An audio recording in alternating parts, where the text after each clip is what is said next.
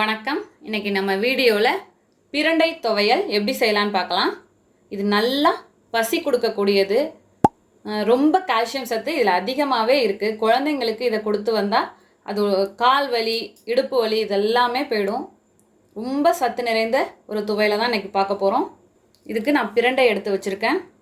6 வரமிளகாய், 1 table spoon வெள்ளை உளுத்தம்பருப்பு, 1 டேபிள் ஸ்பூன் கடலைப்பருப்பு, 3 டேபிள் ஸ்பூன் அளவுக்கு தேங்காய் துருவியது, ஒரு 20 சின்ன வெங்காயம், 10 பூண்டு பல், ஒரு நெல்லிக்காய் சைஸ் புளி எடுத்து வச்சுருக்கேன். உப்பு தேவையான அளவு, எண்ணெய் தேவையான அளவு. இப்போ எப்படி செய்யலான்னு பார்க்கலாம். பிரண்டையை எப்படி சுத்தம் பண்ணலான்னு பார்க்கலாம். இதுக்கு கையில் நல்லா எண்ணெய் தடவி வச்சுருக்கேன், தேங்காய் எண்ணெய் தடவிருக்கேன். ஏன்னா உரிக்கிறப்ப அரிக்கும். இப்போ இது போல் இருக்கும் பிரண்டை. இதில் இந்த இப்படி கணுவாக இருக்கும். இதை பிரித்தாலே வந்துடும். இதோட தோலை இப்படி நீக்கிடணும்.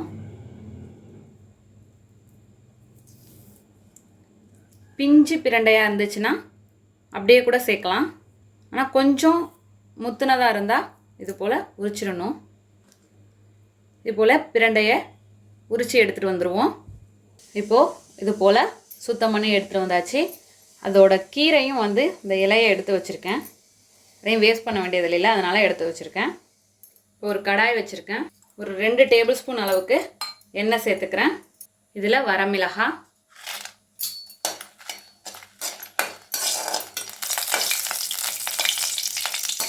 இப்போ மிளகாய் வதங்கிடுச்சு. இதை ஒரு பிளேட்டில் மாற்றிக்கலாம். புளி,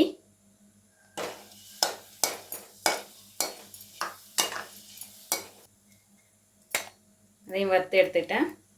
உளுத்தம்பருப்பு, கடலைப்பருப்பு கோல்டன் கலர் வர்ற வரைக்கும் நல்லா வறுத்துக்கோங்க.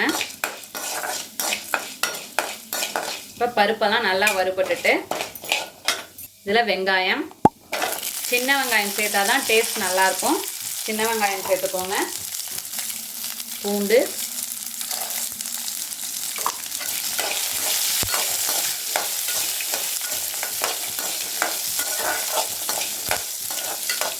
இது நல்லா வதங்கணும். இந்த பூண்டு வெங்காயம் எல்லாம் முக்கால்வாசி வதங்கியிருக்கு. இதில் கொஞ்சமாக கொத்தமல்லி தழை சேர்த்துக்கிறேன். சேர்த்துட்டு இதையும் வதக்கிக்கலாம்.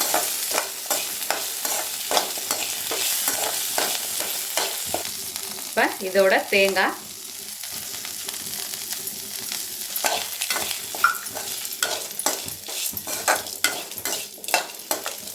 இப்போ இதில் உப்பு, துவையலுக்கு தேவையான உப்பை இப்போவே சேர்த்துக்கலாம். நான் 1 டீஸ்பூன் போல் சேர்த்துருக்கேன்.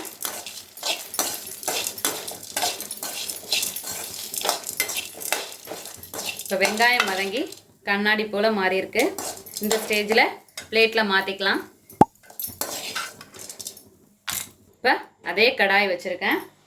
எண்ணெய் சேர்த்துக்கிறேன். 1 டீஸ்பூன் போல் சேர்த்துருக்கேன். இதில் நம்ம உரித்து வச்ச பிரண்டையெல்லாம் சேர்த்துடலாம். இப்போ பிரண்டை இது நல்லா வதங்கணும். இதோட கலர் நல்லா சேஞ்ச் ஆகிடும். இப்போ க்ரீன் கலராக இருக்காது, நல்லா வதங்கி எல்லோ கலந்து வரும். இந்த கலருக்கு மாறணும். இந்த அளவுக்கு வதக்கி எடுத்துக்கணும். கலர் நல்லாவே மாறி இருந்திருக்கு. நல்லா சுருண்டு வதங்கிடும். இந்த எல்லோ கலந்து இந்த க்ரீன் மாறி இருக்கு. இப்போது ஸ்டவ்வை ஆஃப் பண்ணிடலாம். இப்போ எல்லாமே ஆறி வரட்டும். வந்ததும் மிக்ஸி ஜாரில் சேர்த்து அரைச்சி எடுத்துகிட்டு வந்துடலாம்.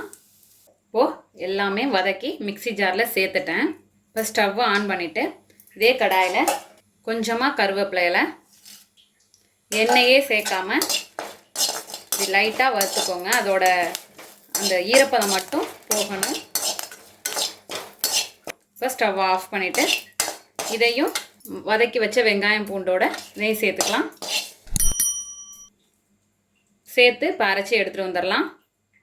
நம்மளோட அருமையான அற்புதமான பிரண்டை துவையல் தயாராகிடுச்சு. இதே போல் நீங்களும் உங்கள் வீட்டில் செஞ்சு பார்த்துட்டு எப்படி வந்துச்சுன்னு கமெண்ட்டில் சொல்லுங்கள். தேங்க்யூ.